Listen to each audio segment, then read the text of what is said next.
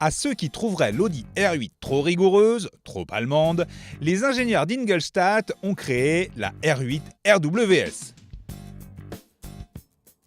RWS pour Rear Wheel Series est caractérisée par l'abandon de la transmission intégrale Quattro pour ne conserver que la simple propulsion. Elle est aussi plus légère de 50 kg face au coupé Quattro, après s'être débarrassée de l'arbre de transmission, de l'embrayage multidisque et du différentiel central. Elle conserve un différentiel autobloquant mécanique sur le train arrière et la suspension à double triangulation ainsi que la direction assistée ont été adaptés pour la propulsion.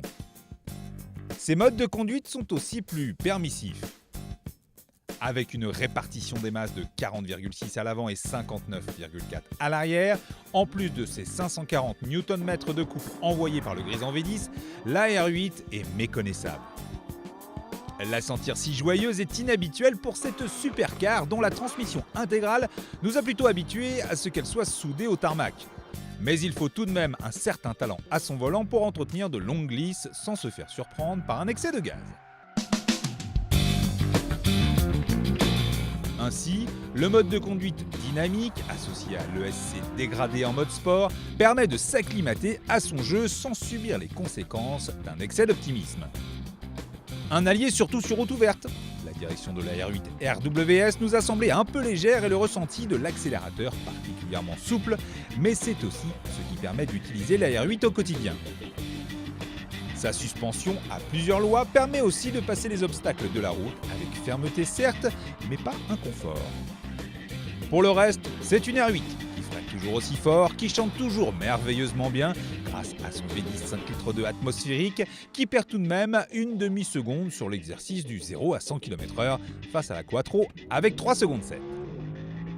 Les montées et descentes de rapport sont toujours d'une fluidité épatante sans le moindre à-coup, grâce à la boîte à double embrayage S-Tronic 7.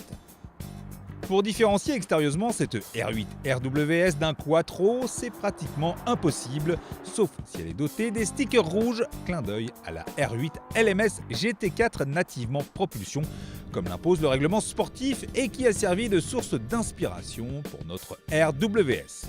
À l'intérieur, on aperçoit toutefois, à la place de l'habituel blason Quattro, la mention One of 199 qui ne veut pas dire qu'il s'agit du premier modèle produit, mais plutôt qu'il s'agit d'un des 999 exemplaires produits. En se privant de la transmission intégrale et en utilisant des matériaux moins onéreux pour les garnitures intérieures, cette RWS devient au passage la moins chère des R8. Tarifée à 143 800 € en version coupée, c'est 30 000 € de moins qu'une R8 V10 Quattro.